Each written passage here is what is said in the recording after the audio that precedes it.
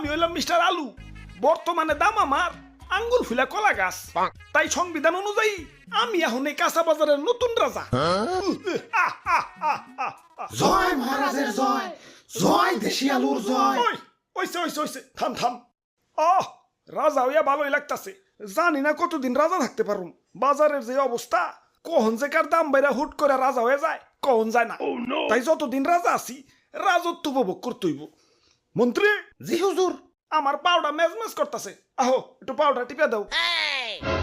হুজুর ভুলে যাইন না, কয়দিন আগে কিন্তু আমিও রাজা ছিলাম, এখন আমার দাম কমে গেছে তাই মন্ত্রী হইছি।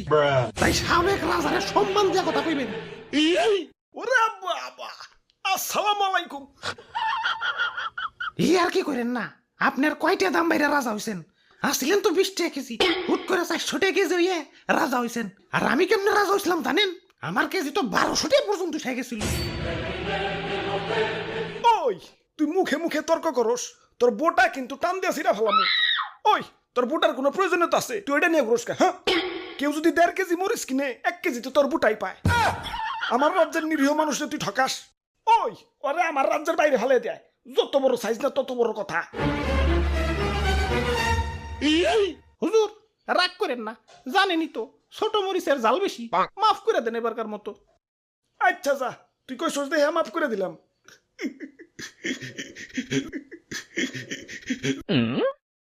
ওই আমার অনেক অনেক ক্ষোভ আছে। আমার দাম যখন স্বাভাবিক আসিল, মানুষ আমার দাম দেয় নাই। যাতা তরকারির সাথে আমার রানছে। ডিম রানবো, আলু দাও। সিম রানবো, আলু দাও। ঘরে তরকারি নাই, আলু ভর্তা বানাও। একটু ইজ্জত আসিল না। গরুর মাংসের সাথে আমার রানলে তাও নিজের একটু বড় বড় মনে হইতো। কিন্তু একদল লোক আবার সেই মাংস থেকে আলু মালু সাইটে রেখে বাইসা বাইসা খালি মাংস খাইতো। এখন আমার সস্তা মনে করস ভালো কথা, এভাবে সাজিয়ে গুছিয়ে গরুর মাংসের সামনে আমার অপমান করার মানেটা কি? আমার কি কোনো আত্মসম্মান বোধ নাই? এখন দাম বাইরা রাজা হইছি, কিন্তু অতীত ভুলা যায় নাই। প্রতিশোধের লেলিহান অগ্নিশিখা এই রক্তে প্রবাহিত। যারা আমার দুঃসময়ে মাংসের তরকারি থেকে বাচ্চা বাচ্চা মারে সরিয়ে রাখছে, আমার অপমান করছে, ওদের আমি কাছে পাইলে ইস কি যে করমু, ওদের আমি শুলে জানাবো। চুপ, এত কথা কিসের? এটা কাঁচা বাজার, মাছের বাজার না। এমনিতেই সকাল থেকে কাস্টমার পাইতেছি না। ওরে বাপুরে, এক কাস্টমার আইসা পড়ছি। দেও এক পা কাঁচা মরিচ দেও। খারাও কাঁচা মরিচ দিবে, মাগার বুটা ফালিয়ে। কিরে এমন হাসতাছে কেঠায়? ওই স্বাগতম আমার রাজ্যে, তোমাকে স্বাগতম। ওরে বাপুরে, আলু দি কথা কয়। তোমার রাজ্য? তোমার রাজ্য মানে? হ, এই কাঁচা বাজারই আমার রাজ্য, আর এই রাজ্যের রাজা আমি। হ, আর কয়দিন আগে আমি রাজা ছিলাম। আর তার আগে আমি রাজা ছিলাম। ওরে বাপুরে, তা তুমি কান্দো কেন? আর পিয়াজ যাত্রাই কেমন জানি। কাটাকুটির সময় কেউ আর হাসি মুখে কাটতে পারে না।